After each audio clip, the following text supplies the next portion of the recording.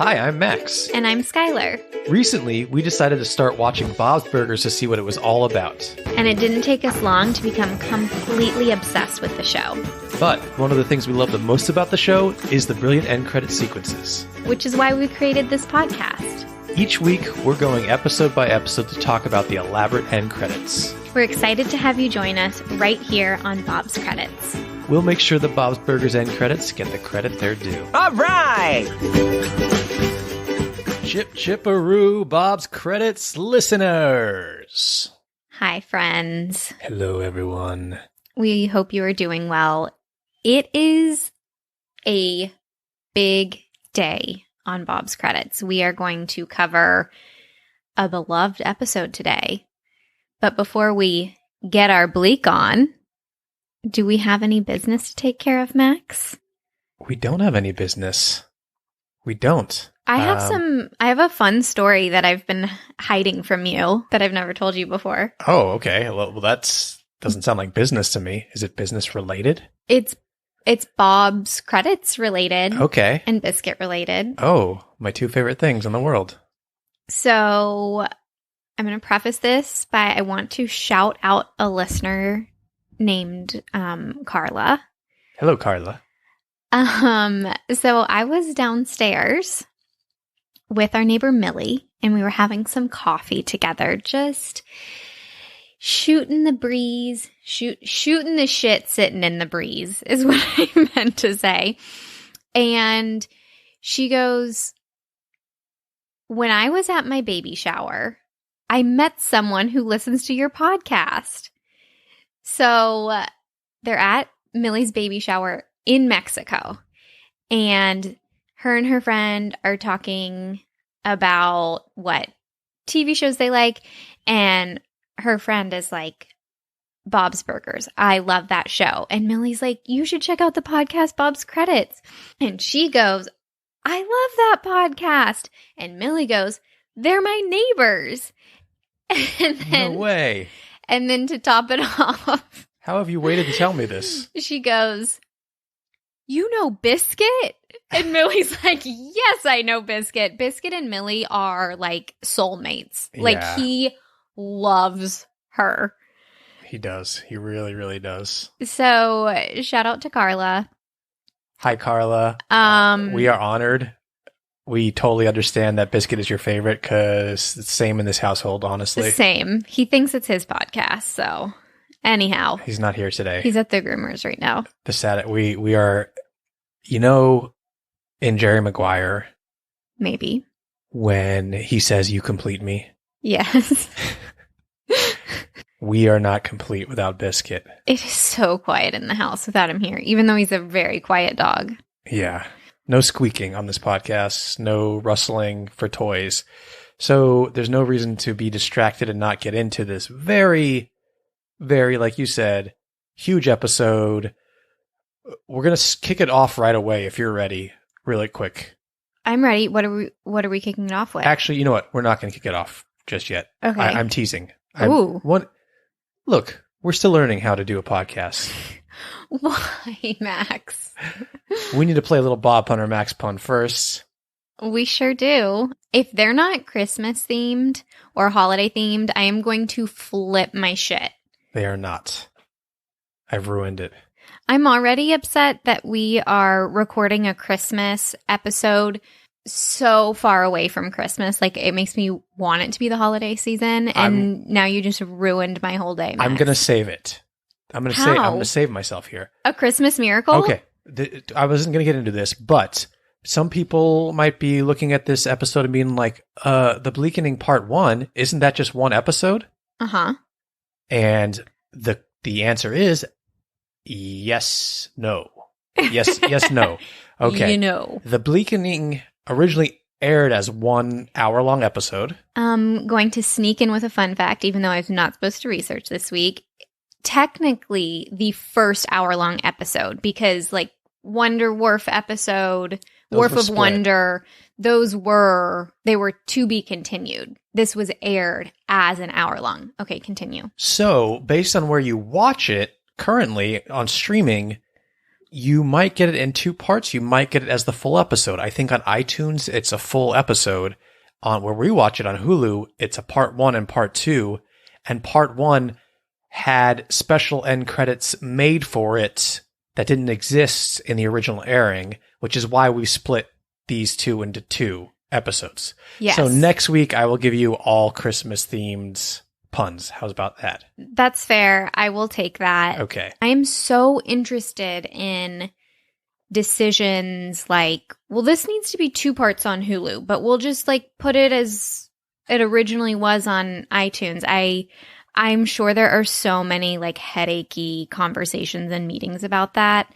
So if you know why this decision was made, I'm super interested. Yeah, because then they have to go like, oh, we have to make end credits for this because it doesn't have an end credit sequence, blah, blah, blah. I don't know. Yeah, and then it's a whole thing. We'll get into the splitting of it and how you feel about it when we get into the episode. Let's get into your non-holiday themed burger puns then. I'm so sorry.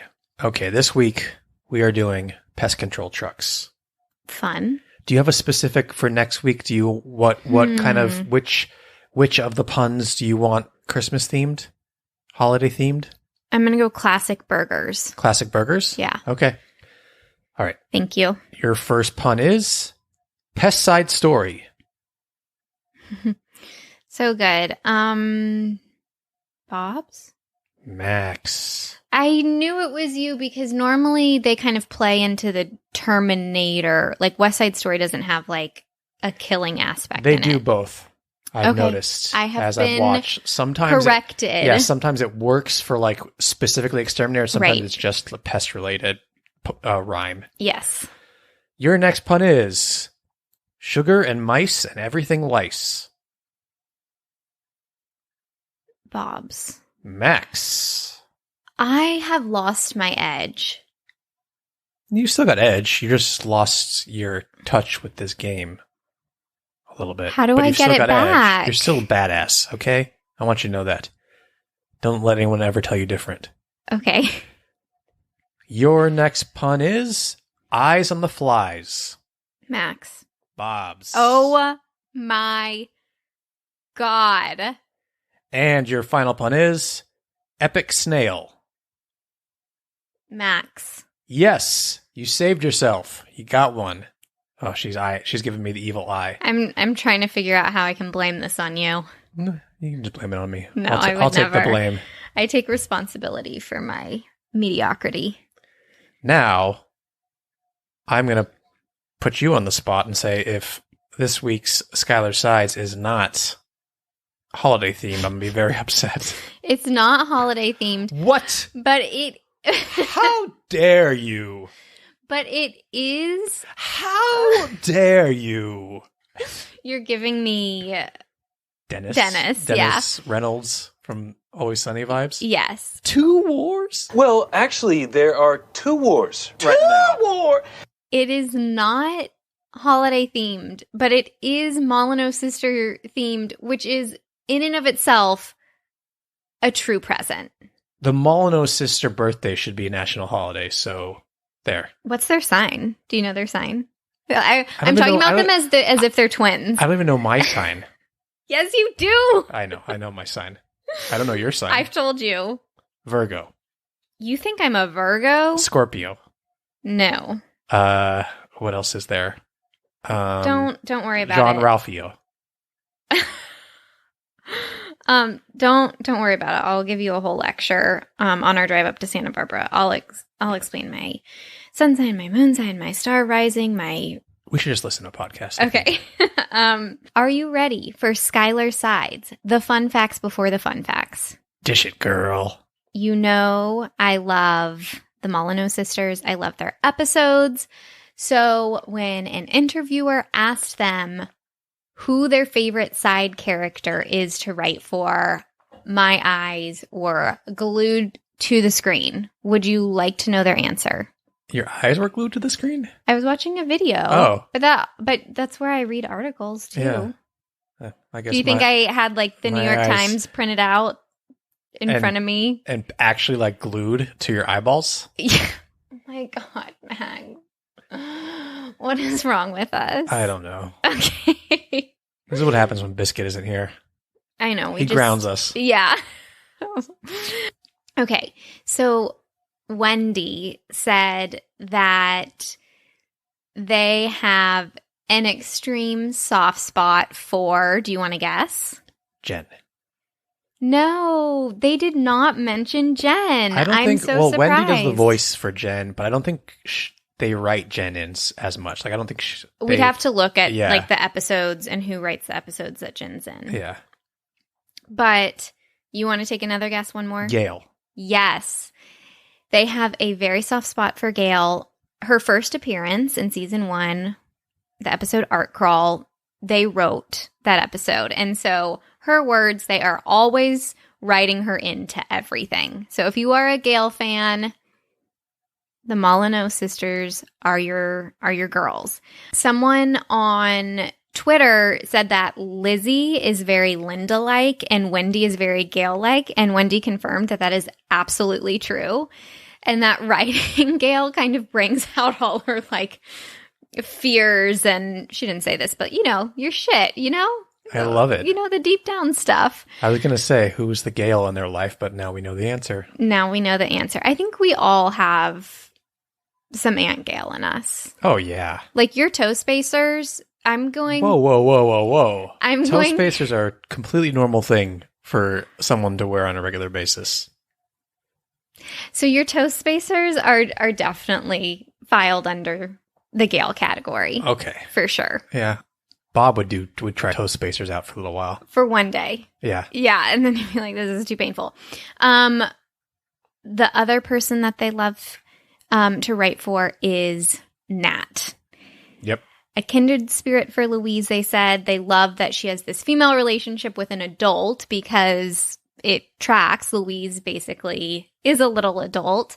And they also said that, we're always finding out more about Nat. So I'm hoping that's pointing to us, digging a little deeper to Nat in future episodes. Lizzie chimed in. She agrees with both of those. But she also said she loves writing for Courtney, which I was a little surprised by. But she mentioned something that I had never thought about. And she said she loves writing for Courtney because Jean doesn't get frazzled by anyone except Courtney. And so I can see how that would be like a really fun, fresh dynamic to write for. I love that. So that's my little fun fact before the fun facts. Should we get into this episode? Let's do it. I have to say, I am not feeling the holiday spirit at all. Should we just listen to a clip of Christmas of My Dreams? Because I need it. To get us into it? Yes, okay. yes. Okay, sure. But the eggnog flowed like a river, and it made people reconsider and come together for something bigger. It's the Christmas of my dreams. Better? Way better. I love the moment where Bob he's in like full tuxedo and he just rolls back over to go back to sleep. I was going to say that. Like, when we watched this last night and just now, it's like the most subtle roll onto his side, and it just cracks me up way more than it should. I know we're just getting into the episode now, but something about like this is Linda's fantasy that's going on. He's in a tuxedo all of a sudden, so it's in her fantasy, but he's still doing the actions outside of her fantasy. Does that make sense? Yes. It's funny. Well, and it plays with how when we cut back into her reality, she's like wrapped herself up in the bedspread, and they're definitely combined. Yeah. Skylar does this every Christmas morning, by the way. I sure do. Okay. Skylar, can we get the title and synopsis for season 8, episode 6? Yeah, next week is going to be episode 6A or 7, depending on where you watch it. Okay. There you go. The episode title is The Bleakening, Part 1. Linda awakens in the night with a holiday epiphany. She needs to throw the Christmas of her dreams party to spread holiday cheer. And so, they do. It's a pretty okay celebration until the tree with her favorite kid-made ornaments goes missing. She's determined to find the culprit. And the kids are too, but only because Louise thinks it's the present stealing Bleaken. The quest to save Christmas is on. This episode came out on December 10th, 2017. It was written by Stephen Davis and directed by Brian Loschiavo. Now, 2 different writer-directors for part 1 versus part 2, which we'll see next week. See, that also goes into the pro columns of separating the episodes. out. Yeah. I mean, typically in half-hour sitcoms, when they do hour-longs, they typically are like in 2-parters, kind of. Yeah, but this wasn't. That's the point. Yeah. So that's so interesting to have 2 different writing partners. I wonder if it has to do with like airing, like when it's typically a half hour and like airing it into 2 different time slots. There's but like a reason they have to split hour. it for like financially or for like. I'm just going to say yes. But this aired as an hour. Yes, but what I'm saying is like when it's on the network itself, when it's taking up 2 time slots now as opposed to the normal 1 time slot, is there like a pay situation where like, no, we need this to just be this half hour to be one director and writer and this half hour to be another director and writer? I'm sure there's a bunch of stuff going on. Yeah. Max. Yes. What did you think about this episode? Well, it's tough because is it a standalone episode? It's not really. Just tell me your feelings about what we watched when we sat down last night. I mean, it doesn't waste time getting you right into the Christmas spirit. This song kicks off at the very beginning. You don't have the opening credits. Which we know is when they need more time, they cut the opening credits. It doesn't waste any time. Yeah. I think this episode like the first, like because they have this full hour, is this like the first full on like musical episode? I think they have more time for like more songs and longer songs. Yeah, which was interesting because when you said that, my mind immediately went to like Bad Things Happen in the Bathroom. That was like a very musical episode, as was Wharf of Wonder. But since we just watched the first 20-ish minutes last night, there were 3 musical numbers within 22 minutes. To me, that has to be a record. And talk about gifts. Each one is just a gift to Bob's fans. They're all so good. Should we go through them? Yeah. So there's this one with the one we just listened to. Which it immediately, well, first of all, y'all know I am just like a sucker for snow in this show. The first shot, it says, what does it say? 2 days before Christmas? I think it's 4 days. 4 days before Christmas. It's snowing. I am in my hygge heaven. Like, that is the most comforting image to me. Bob's Burgers with like a snowy window. And then we get this fantasy, which is pine trees and snow and Linda's iconic like Mrs. Claus like dress. Mariah Carey.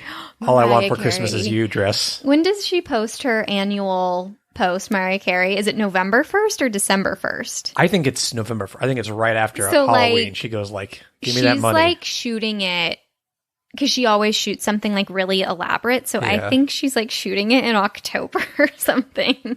But anyway, so this is an iconic look for Linda. And we will post this in our feed, but our friend and artist, I believe their handle is Mellow Artistic on Instagram, does make these Linda tree toppers. So if you want Linda in this iconic outfit for your tree topper, we've got a connection. Yeah, go look at our Instagram right now in our little like carousel of images for this episode at Bob's Credits on Instagram, and Mellow Artistic will be tagged in there with an image of the tree topper. Okay, and then what are the other 2 songs? The Bleaken one. The Bleaken is coming, something like that. And what's the last one?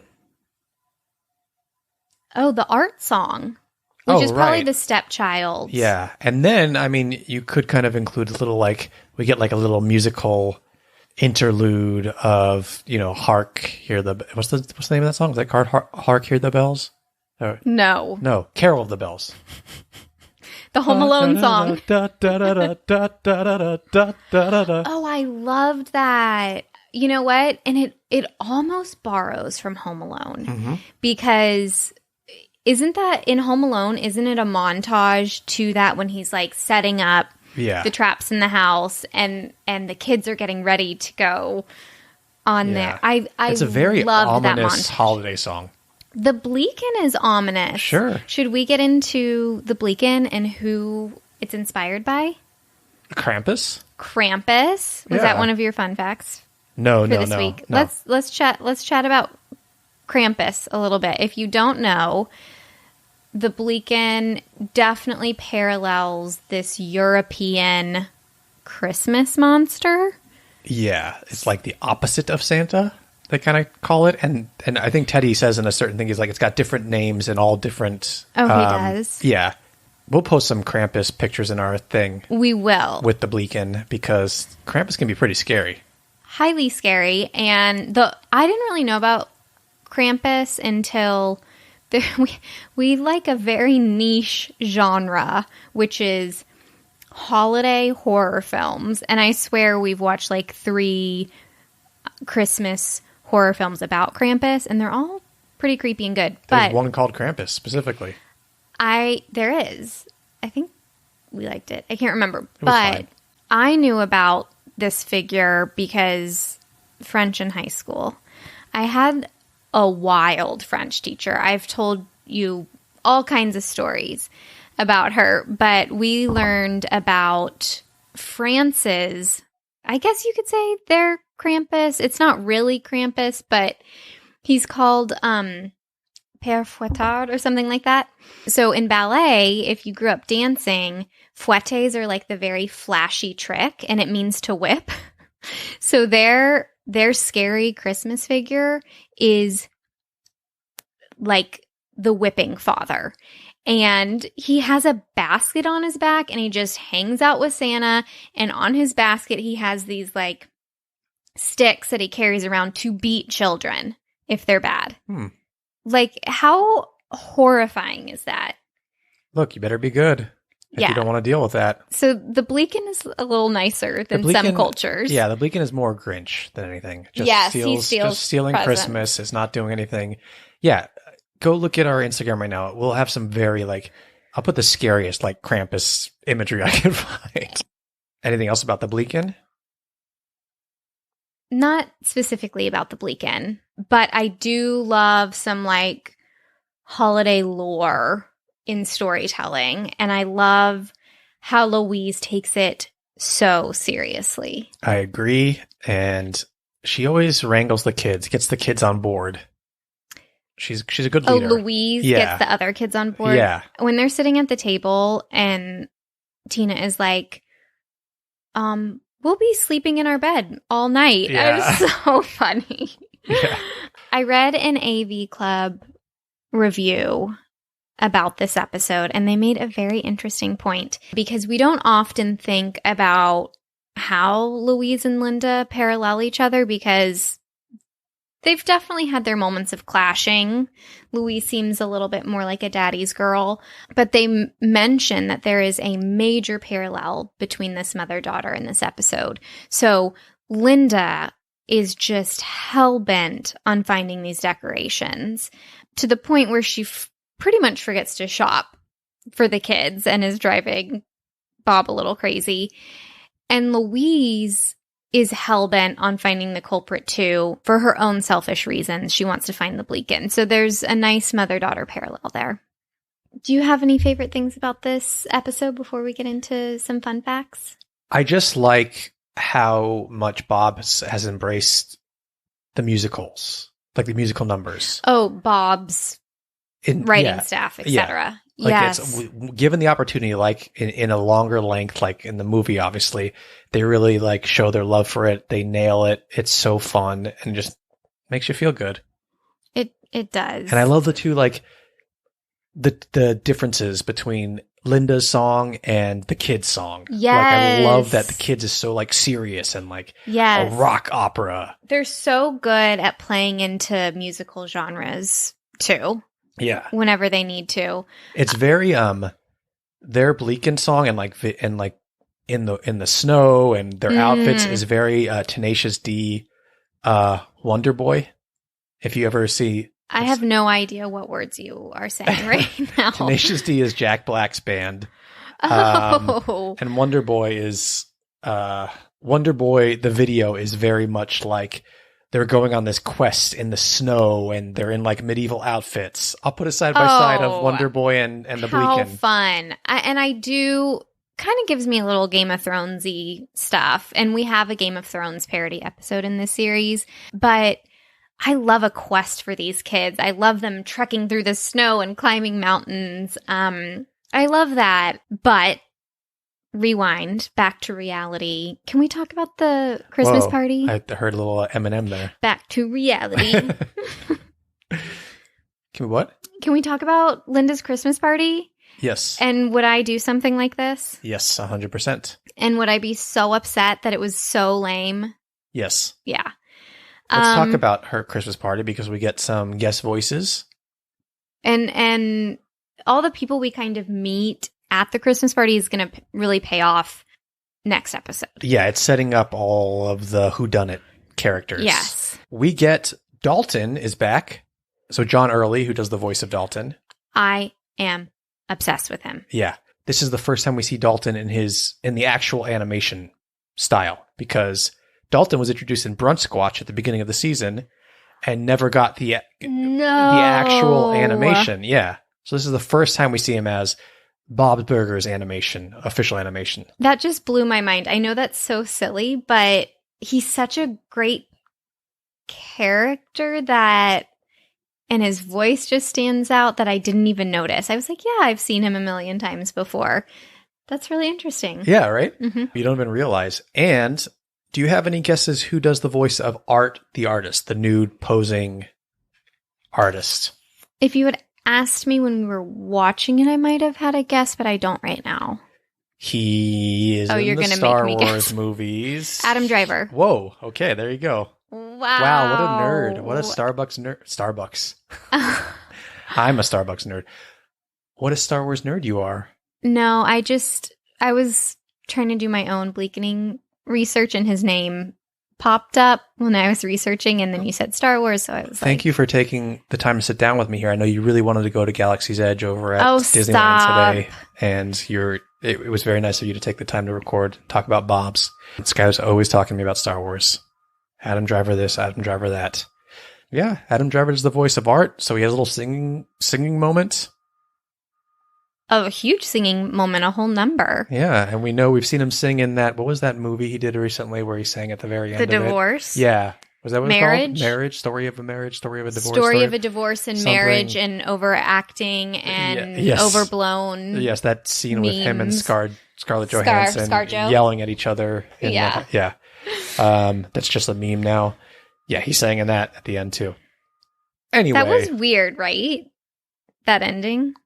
Yeah, it was whatever. A little pretentious. Anyway, yeah.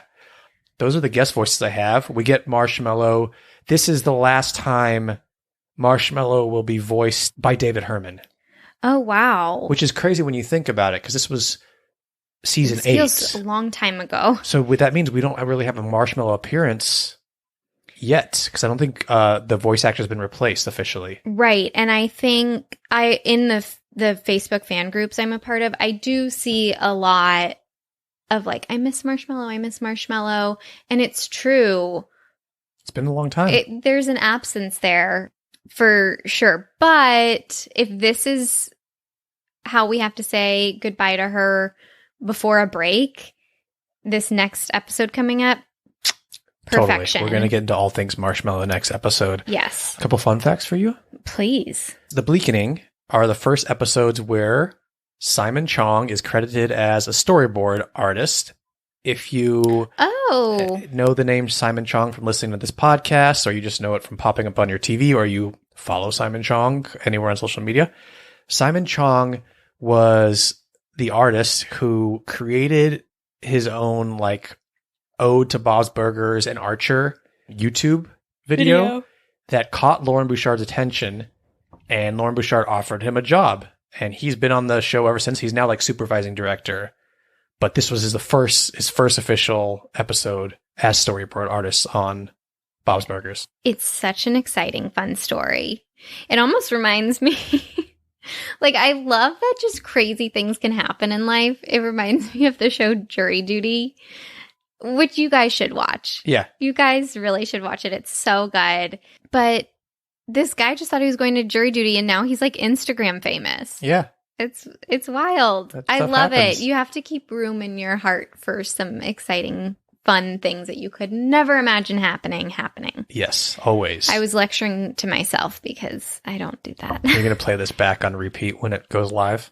Sure. Just loop it? Morning affirmations. I can loop it for you and I'll just create a full episode of you saying that. Okay. You're Do you have welcome. some more fun facts? I got a couple. The kids, you love seeing them in their winter attire. You know it. But we get them specifically at the Christmas party in their sweaters that we first saw in Nicecapades. Yeah. And Teddy is wearing his sweater that he talks about in Last Gingerbread House on the Left. That he talks about? Like, remember he talks about his Santa sweater and he says he can only wear it like the last 3 months of the year or something? That is so good. Yeah. I love when just like there's no reason they have to be wearing the same exact sweaters, but they're all wearing those sweaters that we've seen before. It just gives me warmth and nostalgia, and I love those Christmas sweaters on them. We pull out our like Christmas attire too, so we get it. We get it.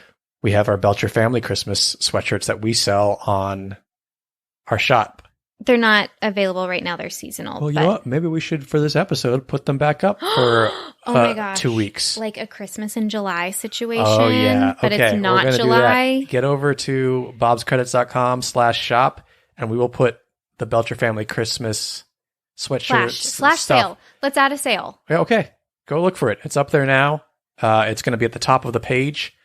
Get your Christmas sweatshirts in May. This is going up in May, this episode. Yeah, we'll do a Christmas in July and May sale. Wow. So you can wear those anytime you want. What do you think? 10, 15% off? Yeah. Okay. I just 13% off? Yeah, we'll figure out a percentage. Okay. Yeah. Go get it now if you want it. Max, you have to tell them the percentage now because there's no way we can like put it on the 50% site. off. Oh my Yeah. God. Oh my God. I'm no Bleakening. I'm Santa Claus. You're like Oprah. Yeah, you get 50% off. You get 15% off. Discount code is the Bleakening. I Get your 15% love it. off. There you go. You are so charitable. Mm-hmm. Okay. Wait. Nobody puts Teddy in a corner. Everybody puts Teddy in a corner. Let me say this, please. Sure.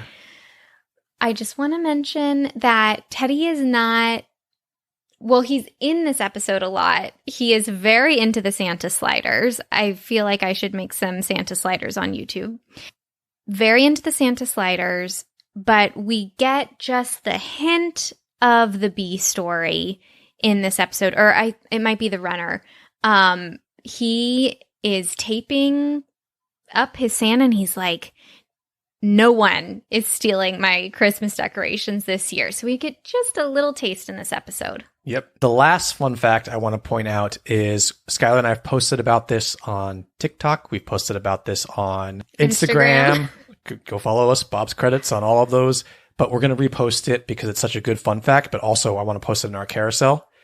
Is Louise's stocking, which we'll see in the last moments before the end credits. You can see that it has been altered to be made larger, where it has been cut apart and then sewn with some extra material to make it larger. So she's put extra material in the center of the stocking to pretty much double the size of it. And the stitching is like very scrappy. Yeah. Clearly she did it herself.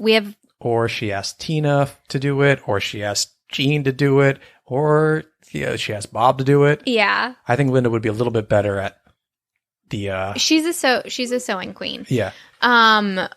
Which is proven in season 13. Yeah. I could also, since we just did that Teddy episode with the blackmail cake, I could also see her blackmailing Teddy to sew that. Yeah, that'd be funny. I've just putting it out there. Anyway, when the kids are leaving, sneaking out in the night, right at the end of the episode, that's when you can see that stalking. Yes. And they're sneaking out to, as we said, Carol of the Bells. It's timed perfectly for some of the shots with the music. And then we get into the end credits. Let's do it. Hark how the bells, sweet silver bells, all seem to say, throw cares away. One seems to hear words of good cheer from everywhere. I'm obsessed with this. Oh, how they bound, raising the sound, all in the delta, gaily they ring, while people sing songs of good cheer. Christmas is here. Oh, Christmas tree, oh, Christmas tree, where's my freaking Christmas tree? That shot where you see, it's a gorgeously, what's it called? I'm so bad at Through the window? Yeah, the framing. Yeah. You see in the forefront is the chopped off Christmas tree. Yeah, the bottom of it's it. like you're standing in the Belchers' living room by the tree looking out the window. And then you see through the window the kids very small walking in the snow. Do you think that scene was added for the Hulu one? That I don't know why you would need it in the... Unless it went to a commercial there and you just saw them walking off, but it does seem very... Yeah, maybe it... I think it was in there and it just went to commercial or something. Okay, it's a beautifully framed shot. All right. This is now like our fourth amazing holiday song. Yeah, and this is, as we said, this was thrown together for... We don't know if it was streaming. thrown together. But I don't mean like it was thrown together and they were like, okay, we got to do something now. They love doing this.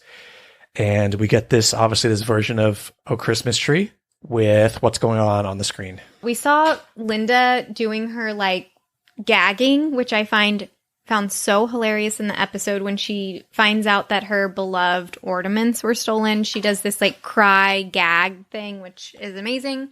Yeah, so you go ahead, Matt. you see the tree is there first, and then all of a sudden a snowflake kind of like goes by. We got like a snowflake background, and a snowflake goes by in front of the tree, and all of a sudden the tree's gone. And that's followed by Linda popping up into the front of the screen and doing like her gasping thing, like you said. And the next shot is a close-up of a suspect list that clearly Linda has created.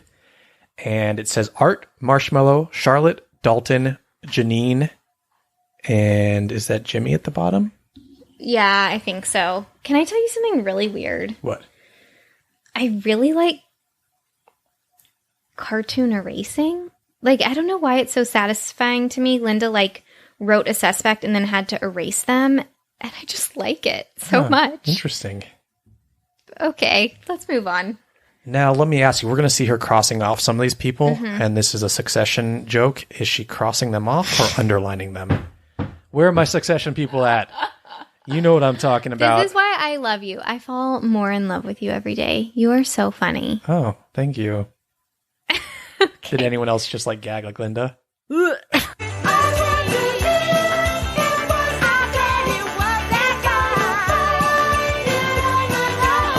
So we're getting a series. It's like a montage, but we get a story. We saw that list of suspects, and then we see Bob and Linda going out.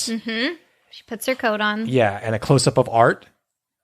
And Naked. then they cross Art off. So they've eliminated him from the suspects. So it's basically the story of the episode. Right. As there's shots of them walking, we're always going to kind of get like different things dropping in the background and in the foreground. And as they're walking to go question Art, we get some of her ornaments. And it's the same photo of like Jean from the flashback. There's like 3 flashbacks of the kids when they're younger. The kids is little versions of the kids are my favorite. Carousel worthy? Yeah, let's post the flashback. Okay. Yeah. So she crosses off Art, and then it's followed by Teddy, who obviously is eating the sliders. He loves those Santa sliders. Yeah, the sliders are what's dropping in the background behind him. And then we get Linda and Bob walking back the other way, and there's bleaking feathers everywhere. Yep. Followed by Jimmy Pesto, who has the biggest smile on his face and brownies because he No, it's fudge. Oh, fudge. I would prefer if they were brownies. Me too. Fudge is tough. It's a lot. Too much. It's too much. But because he put fudge in the urinal at Bob's. And then we see Linda interrogating Marshmallow. She crosses Marshmallow off her list. We have raining ornaments again. Linda is still on her quest. Wait. Yeah. I did not notice this. Dalton is with his dog. One of my favorite parts of Brunch Squatch is the picture that the kids draw of them about to stab Dalton so that they can steal his dog. So the fact that we get to see her again, perfection. Love it. And we get now Edith and Harold. I always forget his name. I don't know why. Same. And they have cookies behind them because they stole the rest of Linda's chocolate chip cookies for their art, nude art drawing thing class.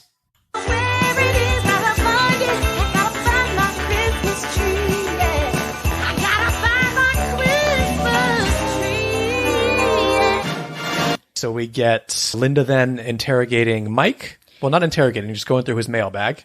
And it is clearly a December mailbag. That is stuffed full. And then we get the kids drawing the Bleaken, and they're asking people on the street.